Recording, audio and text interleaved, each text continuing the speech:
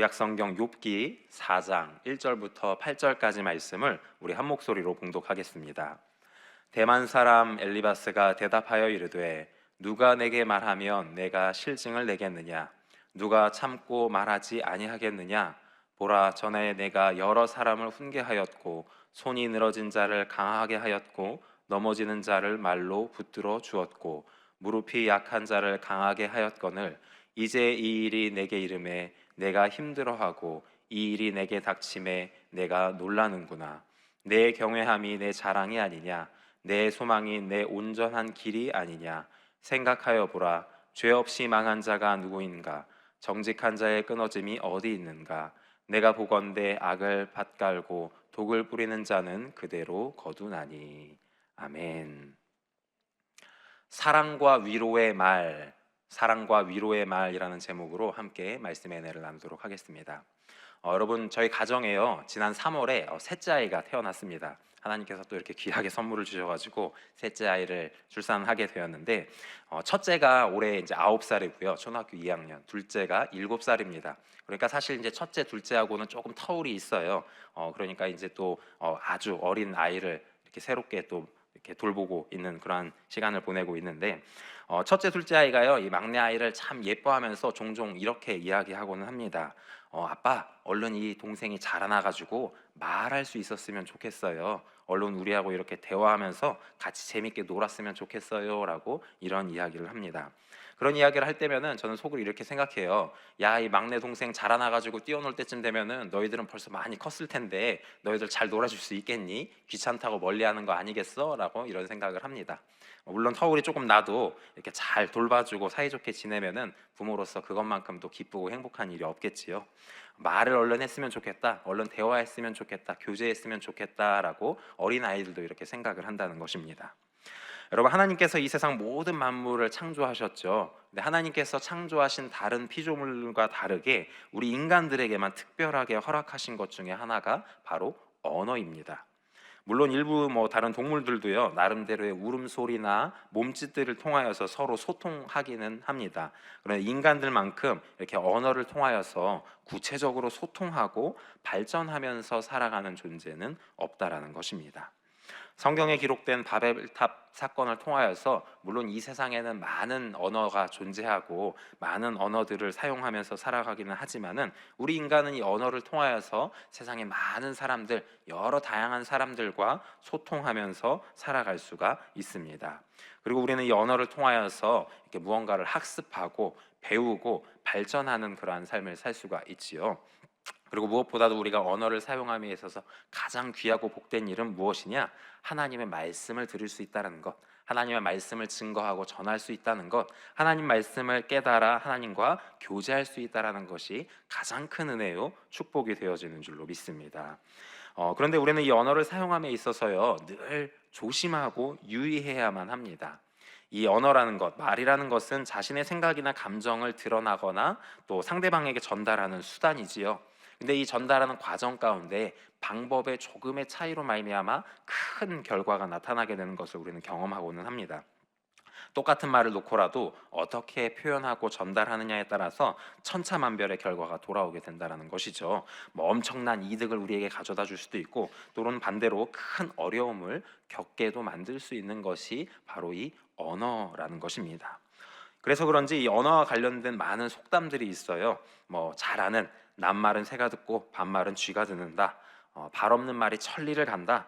말 한마디에 천냥빚을 갚는다라는 이야기들이 있을 정도로 오랜 시간 동안 우리 인간들은 이 언어 사용에 있어서 굉장히 중요하다라고 여기고 강조하고 있는 것을 볼 수가 있습니다. 이 성경에도 말과 관련된 말씀들이 많이 있는데요, 몇 가지만 살펴보자면 잠언서 18장 21절 말씀입니다.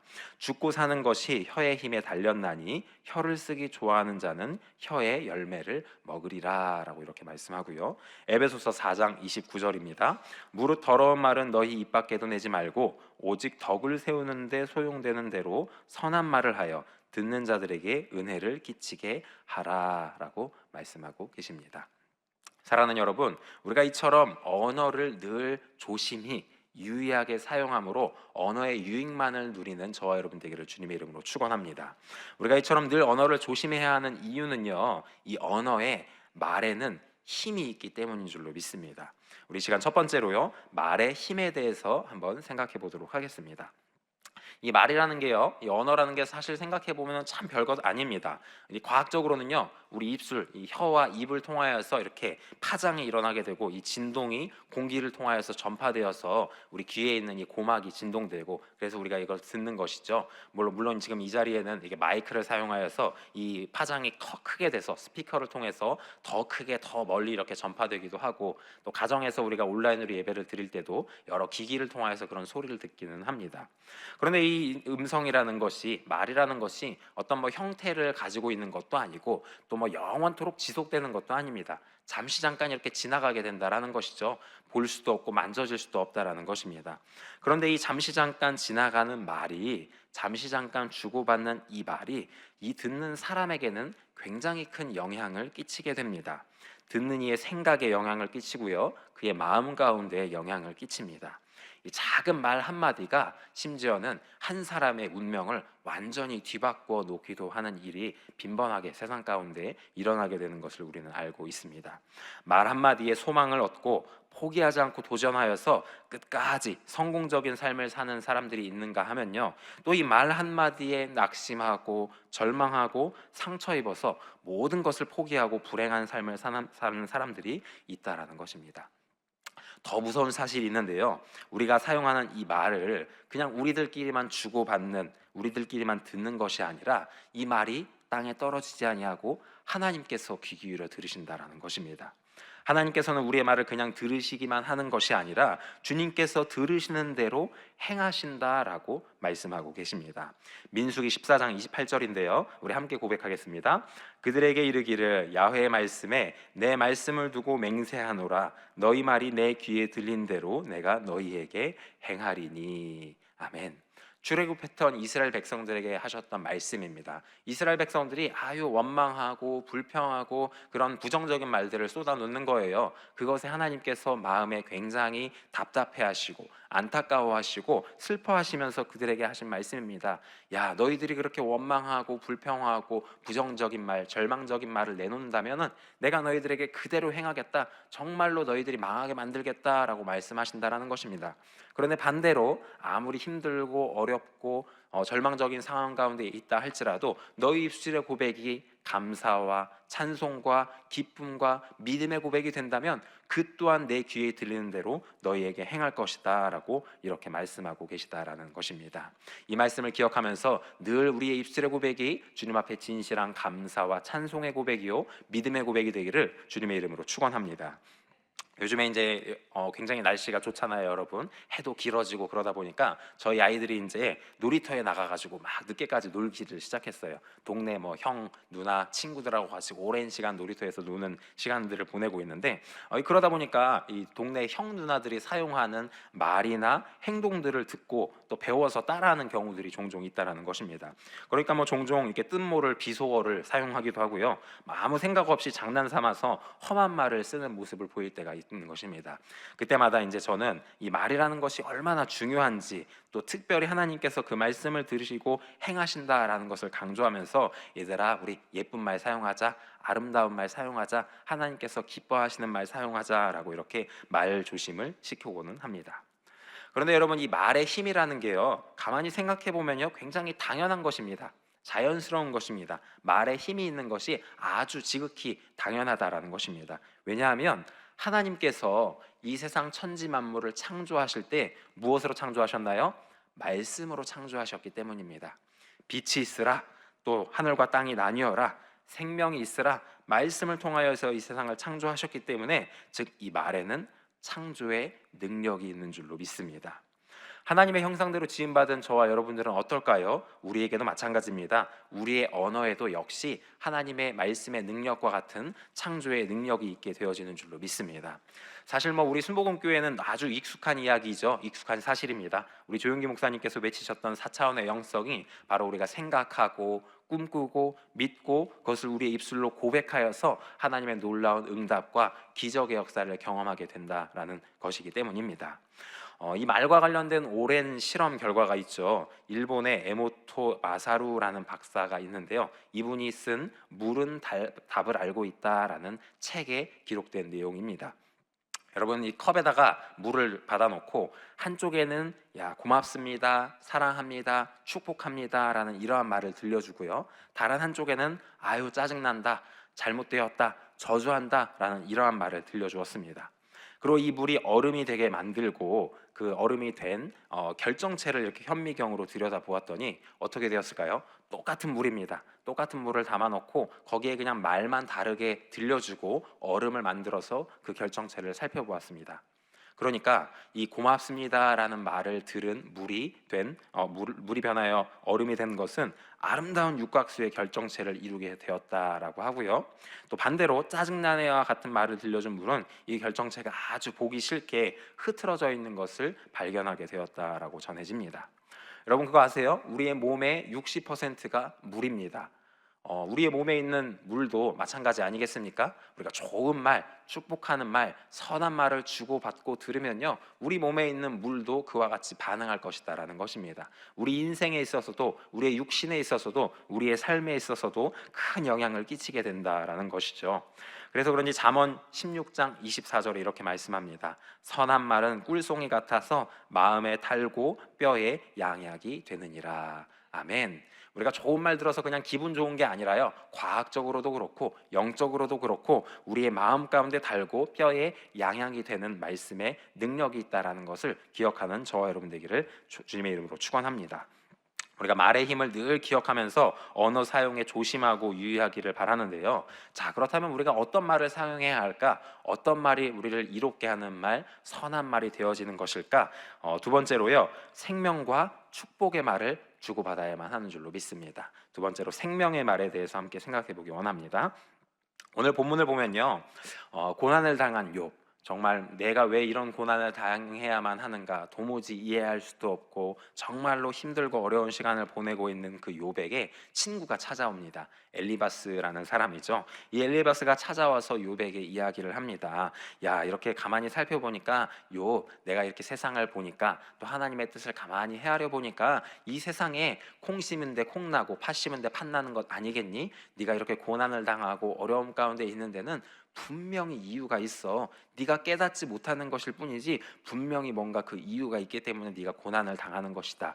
그 이유가 무엇이냐? 하나님 앞에 죄악된 일 아니겠니? 네가 잘못했으니까, 네가 무언가 범죄했으니까 하나님께로부터 이런 심판과 고난과 고통의 시간을 겪게 된 것이다 라고 이야기하고 있다라는 것입니다. 우리 본문 욥기 4장 7절부터 8절까지 말씀 함께 고백하겠습니다. 생각하여 보라, 죄 없이 망한 자가 누구인가? 정직한 자의 끊어짐이 어디 있는가? 내가 보건대 악을 밭갈고 독을 뿌리는 자는 그대로 거두나니. 아멘. 여러분, 이 말이 틀린 말이 하나도 없습니다. 가만히 생각해 보면은 다 맞는 말이에요. 하나님께서도 말씀을 통하여서 우리에게 깨닫게 하신 말씀입니다. 그 행위에 따라서 결과가 우리 가운데 찾아오게 되고, 하나님 앞에 우리가 어떠한 모습으로 나아가느냐에 따라서 하나님께서 역시 우리에게 행하신다라고 말씀하고 있기 때문입니다. 엘리바스의 말은 틀린 말이 아니었고요, 일부러 악의적으로 그를 비난하는 것도 아니었고 비약하는 것도 아니었습니다. 그런데 이상하게도요, 이 엘리바스의 말을 욥이 기쁘게 듣지를 않습니다. 아, 그래, 네 말이 맞아, 내가 잘못했지, 내가 깨닫지 못하는 뭔가 잘못이 있을 거야, 실수가 있을 거야 라고 이렇게 받아들이지를 않는다라는 것이죠. 또 욥뿐만 아니라 욥기 후반부에 보면 하나님께서도 어땠습니까? 하나님께서도 엘리바스를 비롯한 욥의 친구들의 이야기를요, 옳다라고 여기지 않으십니다. 기뻐하지 않으십니다. 왜 그럴까요? 그들이 틀린 말을 한 것도 아니고 거짓말을 한 것도 아니고 뭔가를 왜곡한 것도 아닌데 하나님께서 기뻐하지 않으시고 오히려 그들의 말을 책망하게 하고 계시다라는 것입니다. 왜냐하면 그들의 말이 하나님께서 기뻐하시고 사용하시는 생명의 말이 아니었기 때문입니다. 생명을 살리고 상대를 축복하고 기쁘게 하고 복되게 하고 바로 세우는 생명의 말이 아니었기 때문입니다. 이 생명의 말이라는 것이 참 어렵습니다, 여러분. 옳은 말이 꼭 생명의 말이 되는 것이 아니다라는 것이죠. 때로는 선의의 거짓말이 필요하기도 합니다. 그러면 반대로 늘 사람들 듣기에 좋은 말만 하는 것이 생명의 말이 되는 것일까요? 또 그렇지도 않습니다. 때로는 따끔한 충고와 또 조언이 필요하고 올바른 말을 우리가 반드시 해야 될 때가 있다라는 것입니다. 그렇다면 도대체 생명의 말이 무엇인가? 우리는 어떤 말을 주고받아야만 하는가? 이 생명의 말이란 사랑과 위로의 말인 줄로 믿습니다. 생명의 말은 서로를 사랑하고 서로를 위로하고 격려하고 축복하는 말이 바로 생명의 말이 되어지는 줄로 믿습니다. 예전에 어느 드라마에서 한 장면이 있습니다. 이렇게 학생들이 모여가지고 서로 대화를 주고받는데요. 한 여학생이 남학생들에게 이야기를 하는 거예요. 얘들아, 만약에 너희에게 여자친구가 있는데 그 여자친구가 어떤 집으로 이사를 갔어. 그런데 이 집이 새 집이어가지고 페인트를 새로 칠해서 방에 들어가면은 이 페인트 냄새가 너무 심해가지고 어지럽고 막 두통이 생기고 너무너무 괴롭고 힘든 거야. 그래서 이 여자친구가 고민을 하면서 창문을 이렇게 열어가지고 환기를 시켜야겠다라고 창문을 열었어. 그러니까 이 페인트 냄새가 조금 사라지는 것 같고 조금 괜찮아지는 것 같았는데 조금 지나고 나니까 바깥에서 심한 자동차 매연이 들어와가지고 기침이 나고 목이 아프고 도대체 이거 이러지도 못하고 저러지도 못한 그러한 상황 가운데 있는 거야. 그 여자친구가 너희에게 물어본다. 페인트 때문에 냄새가 너무 심해. 그래서 창문을 열었더니 매연이 들어와. 이거 창문을 열어야 될까? 닫아야 할까라고 물어본다면 너희들은 뭐라고 대답할래? 라고 질문을 했습니다. 이야기를 들은 남학생들은 고민을 해요. 이거 참 어렵다. 이거 창문을 여는 게 좋을까? 닫는 게 좋을까? 야, 그래도 창문 열어가지고 환기시키는 게 좋지 않겠니? 아니면 창문을 닫고 매연이 우리 몸에 안 좋으니까 그래도 참는 게 좋지 않겠어? 여러 의견이 분분했습니다. 여러분, 어느 것이 정답일까요? 여러분들은 뭐라고 대답하시겠습니까? 이 여학생이 이야기합니다. 야, 너네들 그거 다 틀렸어. 여자친구가 물어보거든 이렇게 대답해야 돼. 괜찮아? 병원 가야 되는 거 아니야? 이게 정답이다라는 것입니다. 여러분, 이해가 되십니까? 이상하죠? 논리적으로는 말이 안 돼요. 분명히 창문 열어야 될까 닫아야 될까 이렇게 물어봤어요. 근데 창문을 열라라는 것도 아니고 창문을 닫으라는 것도 아니고 괜찮아? 병원 가야 되는 거 아니야? 이게 정답이다라는 것이죠. 저도 사실 처음에는 잘 이해가 안 갔어요. 그런데 여러분, 살다 보니까 아내하고 대화하다 보니까 그래, 이 말이 맞는 말이구나 라고 이렇게 이해하게 되었습니다. 왜 이 말이 정답일까요, 여러분? 이 말에 그 여자친구를 향한 남자친구의 사랑의 마음이 있기 때문에, 그를 위하는 마음이 있기 때문에 창문 열고 닫는 것은 중요하지가 않아요. 지금 내 여자친구가 머리가 아프대 목이 아프대 그게 지금 중요하다라는 것입니다. 그런 위로의 말을 주고받는 것이 정답이다라고 이렇게 말씀을 하고 있습니다. 생명의 말이 이와 같습니다. 여러분, 생명의 말은요, 옳은 말도 아니고요, 듣기에만 좋은 말도 아닙니다. 진심으로 상대를 사랑하고 위로하는 말, 그의 영혼을 위하고 살리고 축복하는 말이 생명의 말이 된다라는 사실을 기억하는 저와 여러분이 되었으면 좋겠습니다. 사랑 없는 옳은 말은요, 정죄일 뿐입니다. 그리고 반대로 사랑이 없는 선한 말은 위선일 뿐입니다. 무슨 말을 하든지 그 마음 가운데 진실한 사랑이 담겨 있을 때에 그 말이 생명의 말이요 축복의 말이 된다라는 것입니다. 만약 엘리바스가 욥에게 찾아와 가지고 그의 상황과 형편을 함께 슬퍼하고 위로하고 격려하는 말을 했다라면 성경은 그를 다르게 평가했을 것입니다. 하나님께서도 그를 책망하는 것이 아니라 오히려 그를 칭찬하고, 야, 네가 참 귀하다, 네가 욥에게 정말로 필요한 친구구나라고 이렇게 평가를 했을 것입니다. 사랑하는 여러분, 우리 입술의 모든 말이 이와 같은 생명의 말이 되기를 원합니다. 상대를 살리고 축복하는 말, 위로하는 말, 격려하는 말, 이러한 말을 사용하고 주고받게 됨으로 말미암아 하나님께 칭찬받고 또 하나님 앞에 기쁨이 되는 저와 여러분 되기를 주님의 이름으로 간절히 축원합니다. 자, 그럼 우리는 어떻게 이러한 생명의 말, 사랑과 위로의 말을 주고받을 수가 있을까요? 마지막 세 번째로요, 그러한 말을 사용하기 위해서 우리는 하나님의 마음을 품어야만 하는 줄로 믿습니다. 하나님의 마음에 대해서 생각해 보기 원합니다. 여러분, 사실 이 말이라는 것은 우리의 생각과 우리의 마음이 반영되기 마련이죠. 우리가 어떤 생각을 하느냐에 따라서 우리의 말이 달라지기 때문입니다. 우리가 어떤 마음을 품고 있느냐, 우리가 상대를 어떻게 생각하고 느끼느냐에 따라서 그에게 행하는 우리의 말도 달라지게 된다라는 것이죠. 여러분, 욥기를 보면 욥이 이렇게 어려운 고난을 당함에 있어서 직접적인 영향을 끼친 존재는 사탄 마귀입니다. 사탄이 욥에게 찾아와가지고 그의 모든 소유를 빼앗고 그의 가족들을 잃게 하고 그의 육신의 여러 어려움들, 질병을 그에게 허락하게 된 것을 알 수가 있는데, 그런데 사탄이 그냥 혼자 독단적으로 이러한 일을 행하였느냐? 그것이 아니죠. 하나님의 허락하에, 하나님의 주권 아래에 욥이 이러한 어려움과 고통 가운데 빠지게 되었습니다. 자, 그러면 하나님께서 이 욥을 미워하셨느냐, 싫어하셨느냐? 욥, 네가 정말로 악하다, 너 어디 한번 고난을 당해봐라? 아니죠. 하나님께서는 욥을 칭찬하시고 그를 의롭다 여기셨습니다. 자, 그러면 결과만 놓고 보면, 표면적으로 나타난 상황만 보면은 야, 하나님께서 욥을 미워하는 게 아닌가라는 그런 생각을 해볼 수가 있는데, 반대로 가만히 살펴보면 욥은 하나님의 사랑을 받는 사람이었습니다. 하나님께서는 그를 아끼셨고 의롭다 여기셨고 그를 아마 응원하고 격려하면서 참 마음 졸이지 않았을까라는 생각을 해봅니다. 야, 욥이 이 고난을 잘 이겨내야 할 텐데, 욥이 이 시간을 잘 버텨내야 할 텐데, 욥아 힘내, 네가 이겨낼 수가 있어라고 이렇게 응원하지 않았을까라는 생각을 해봅니다. 사랑하는 여러분, 하나님께서 욥을 사랑하고 아끼듯이 이 시간 저와 여러분들을 사랑해 주시는 줄로 믿습니다. 세상 누구보다도 우리를 사랑하시는 분은요, 뭐 우리 친구도 아니고 다른 가족도 아니고 우리 부모님도 아니고 살아계신 하나님이신 줄로 믿습니다. 그 아들 예수 그리스도를 이 땅에 보내셔서 죽기까지 사랑하시는 하나님께서 이 시간 저와 여러분과 함께 해주시는 줄로 믿습니다. 하나님께서는 그로 말미암아 우리에게 많은 축복과 위로의 말, 사랑의 말씀들을 전해주시죠. 내가 너를 사랑한다, 내가 너를 축복한다, 내가 너를 지키리라, 내가 너를 회복시키리라. 듣기만 해도 아주 힘이 되고 위로가 되는 생명의 말씀을 하나님께서는 우리에게 성경을 통하여서 전해주고 계신 줄로 믿습니다. 그런데 여러분, 이상하게도요, 하나님의 말씀을 가만히 살펴보면 이러한 사랑과 축복의 말씀만을 전하는 것이 아니라 때로는 아주 엄하고 무서운 경고와 심판의 말씀을 할 때도 있다라는 것입니다. 내가 너를 저주하리라, 심판하리라, 너희가 반드시 죽으리라. 믿음이 없이는 이 이야기들을 굉장히 받아들이기가 어려울 때가 있다라는 것입니다. 예전에 한 번은 어떤 청년이 이런 이야기를 하는 거예요. 성경을 보면은 하나님께서 어떤 때는 굉장히 축복하고 살리시고 사랑의 말을 하시는데, 또 어떤 때를 보면은 굉장히 무서운 말을 하시고 심판하시고 사람을 죽이기도 하시는 것 아니냐, 뭐 이런 말도 해요. 이 세상에서 가장 많은 살인을 저지른 존재는 하나님이다. 그렇잖아요. 막 구약 성경에 보면은 물로 심판하시고 많은 사람들을 이렇게 저주하시고 이런 모습들을 볼 수가 있는데, 이런 모습들을 보면서 하나님 사랑의 하나님이십니까? 아니면은 심판의 하나님이십니까? 생명의 주님이십니까? 사망의 주님이십니까? 아주 혼란스럽다라고 말을 하는 사람들이 있을 수 있다라는 것입니다.